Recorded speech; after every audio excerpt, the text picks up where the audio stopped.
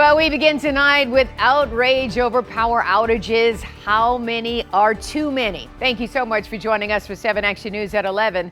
I'm Carolyn Clifford. The Michigan Public Service Commission is floating a plan to hold power companies more accountable. It would address repeated issues like more than a dozen outages at one home in just 12 months. This is where it happened in Dexter. Tonight, 7 Action News reporter Brett Cast talked to the owner who is tired of being left in the dark. Well, the Michigan Public Service Commission is now putting out a proposal that would give incentives and disincentives to companies like DTE based on how many customers have more than 4 sustained outages per year. Now, that amount may sound a lot, but to Chris Justice of Dexter, that's nothing. He says he gets nearly that amount every 3 months. You know, our power comes in across my neighbor's yard. Off a 2-lane road in Dexter, Chris Justice is well attuned to where his power lines are. It may be a relatively quiet area, but he and his neighbors are used to frequent visitors, often DTE linemen. It'd just be great if they didn't have to show up so often, you know. I've had too many conversations with them. They're nice guys, but I don't want to know them. In just the last 12 months, Chris says he's had 33 power outages, even providing the DTE email to prove it. It shows he had 18 momentary outages and 15 sustained outages, meaning they lasted 5 minutes or more. I'll be sitting in the house and the lights will be kind of boop, boop, boop, boop, on and off, and then boom, the power will go off. Chris says the outages happen rain or shine, and the Michigan Public Services Commission says he and his neighbors are not alone.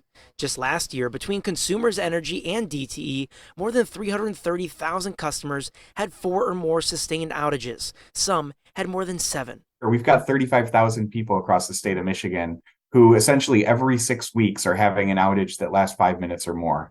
That's clearly unacceptable. Dan Scripps chairs the commission, which today announced a straw proposal to tie utility company earnings directly to performance based on the amount and length of outages. We're not where we need to be. And when we're sort of bottom of the league tables in both the duration of outages and the number of customers who are experiencing outages over and over again in the course of a year, there's clearly a ton of room for improvement. In a statement, DTE said they're reviewing the proposal, adding in part, quote, "Our work to reduce the frequency and duration of outages is already underway, from trimming thousands of miles of trees, updating existing infrastructure, rebuilding significant portions of the grid, and accelerating our transition to a smart grid. We are laser focused on delivering for our customers." All we hear is like we're trimming tree limbs, and you know, that's sort of the end of the discussion. But thus far, Chris hasn't been satisfied with the answers, hoping for a long-term fix that doesn't leave his rural neighbors behind. It's frustrating because, you know, it's 2023.